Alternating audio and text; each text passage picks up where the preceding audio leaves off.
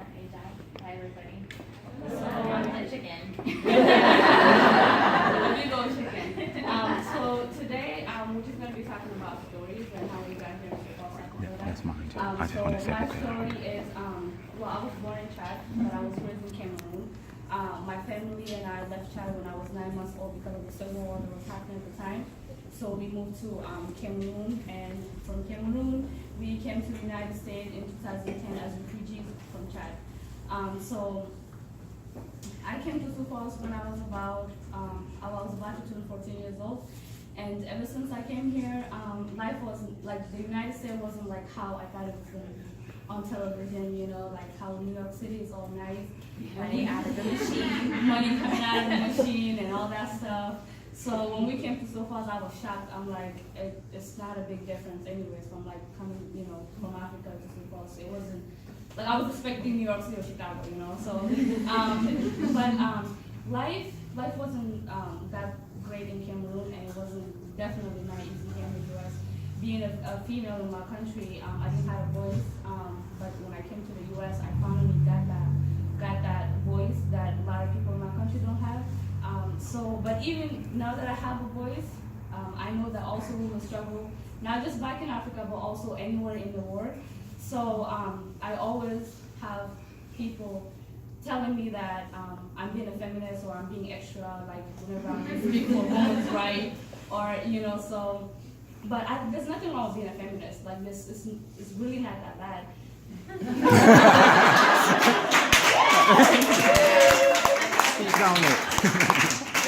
not that deep, you know. It's like everyone has their own definition of what being a feminist is. But yeah, it's not that deep. So when I came to the U.S., I was very hungry. I'm such a hungry individual, and when I say that, people always laugh like, "What do you want, pizza?" And no, really, it's my hunger is for education, it's for rights, it's for so many things. Because back home, I didn't have the opportunity that I have right now, so that's why I was hungry for all those things. So when I came, I was very motivated to work very hard, even though I know that being a woman, it's not easy no matter where you go. But I also have 3 siblings, and they're all 3 sisters that are looking up to me. So it put a lot of pressure on me, but it's a very, very good pressure. Because now I'm in college, my 3rd year. I had no passion of going to college. I wasn't even thinking of going to college when I was in high school, because I was bullied a lot. People were making fun of my African accent. I thought I wasn't good enough. My English wasn't perfect. And I'm like, even if I push through and I graduate from college and I have my bachelor's and my master's degree, nobody will want to hire me because of the accent that I have. And I can speak English, trust me, but I can't write as well. Like, you know what I mean? I can't really write that well. So being bullied because I was black and I am a hijabi, meaning I'm a Muslim, and people were telling me that your chances of making it in this country and anywhere was so very limited. But I want to prove people wrong. I'm one of those people that I'm very petty. I like to prove people wrong.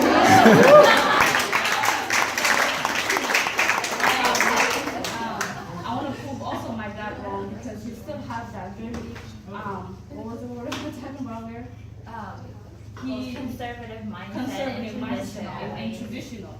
Because back home, women don't, you know, not supposed to go to school, working clean, do all this kind of stuff that is like inside the house, nothing outside. So when I came to the U.S., I mean, he was very, like, I don't want to talk about him like he's a terrible dad, but he was raised thinking that way.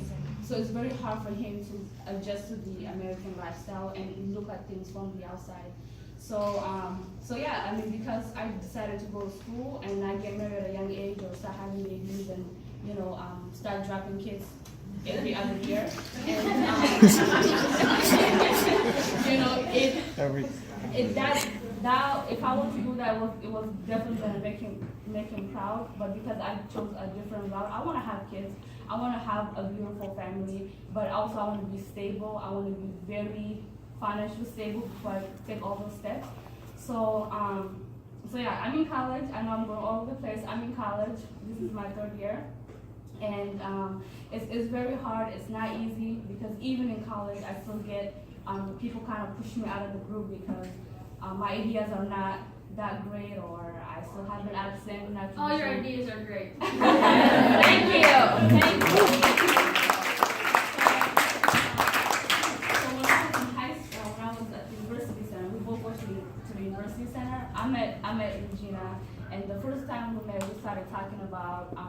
the struggles that we're going through as women in this country and what we actually went through back home. So I'm gonna let her talk about our friendship for a little bit, and then yeah.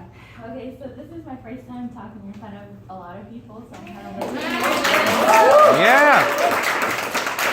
this is why I love this girl so much. Like she said, the first time we met, it's like we started talking about, you know, with her being, first of all, I was born in Sudan, and I immigrated to the United States when I was 8 years old, and where I come from, there was a civil war over there, and the civil war was from the Islamic government wanting the whole Sudan to convert to Islamic religion, and my family were Christians, and that's the reason that we fled from Sudan. And because it was a Muslim that was slaughtering my family back home, I had this biased belief that my family installed in me that, you know, all Muslim people are bad.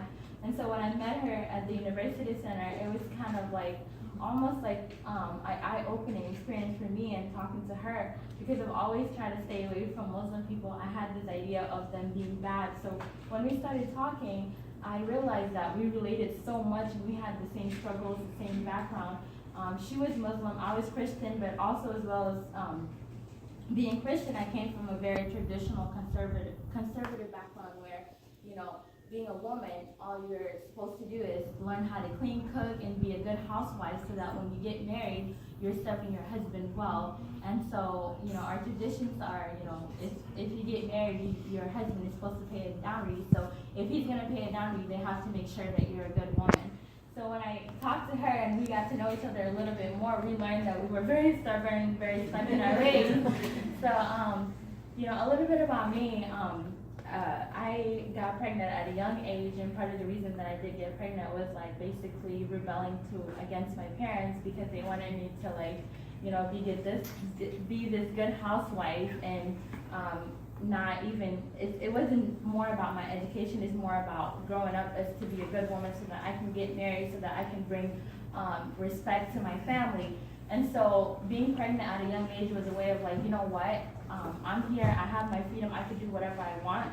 So I, you know, it wasn't planned, but it happened. When it happened, I decided, you know what, I had to kind of like take a moment back and looking at my child, like, you know what, you know, I had these beliefs and ideas of like, my identity was being a good woman and being a good housewife, and I had to kind of rip that apart and be like, you know, now that I have a daughter, is this the lifestyle that I want for her? And I had to rip all of that down and, you know, grow and learn and define myself all over again.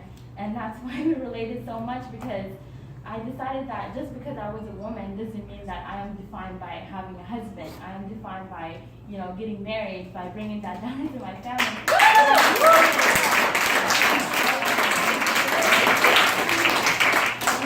I was going to pursue a higher education, and I was going to be an example for my kids, and that I was going to show them that it's okay, you know, you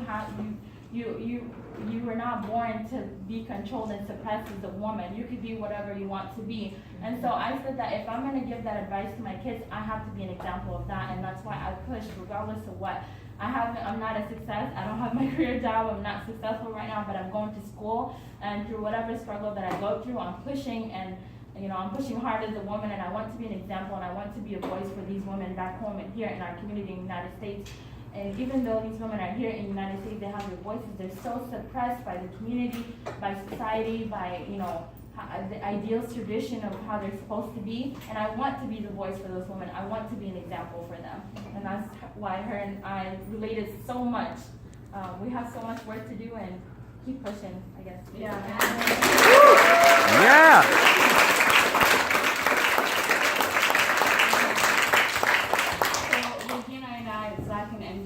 We're planning on starting a nonprofit organization that is going to bring all of us together, women, guys, just everybody together, because we want people to get to know us, refugees, African American or Africans on a whole another level, because I feel like there's nothing really here for, like, there's not really something like that here in Super Bowl. So we want to have like an international night where people can actually talk to people from different race, taste different food, get a little taste of everybody's different culture.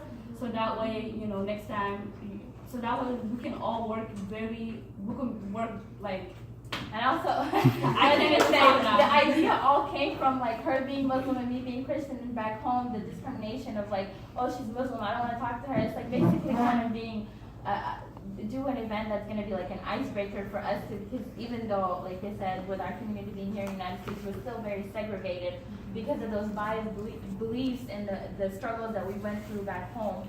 Now that we're here and we have an opportunity to kind of, you know, it's not a survivor mode, but just kind of get to know each other a little bit more and see the humanity in everyone, regardless of what religion you come from or what color you are or who you are, that there's humanity in every person. So yeah. Right. So.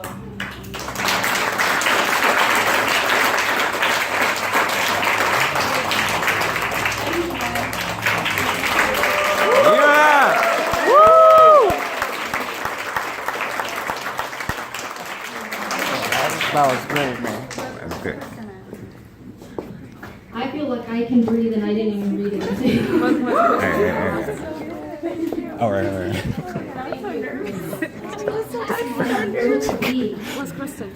Kristen right behind you. Oh, That was great. That was great. let's welcome Rose. Yeah.